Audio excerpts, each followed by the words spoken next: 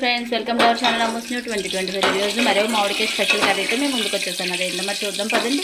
మామిడికాయ ఆనపకాయ తప్పలు అండి. దానికోసం మనం ముందుగా కుక్కర్లో ఆనపకాయ ముక్కలు, పచ్చిమిరపకాయలు, ఉల్లిపాయలు, టమాటోలు అండ్ పసుపు, ఉప్పు వేసి ఇలాగా కుక్కర్ కూతలు పెట్టించేసుకుని తగినంత కారం వేసుకోవాలండి. ఇది మొత్తగా స్మాష్ అయిన తర్వాత దీనికోసం పోపులు అయితే రెడీ పెట్టుకున్నాం.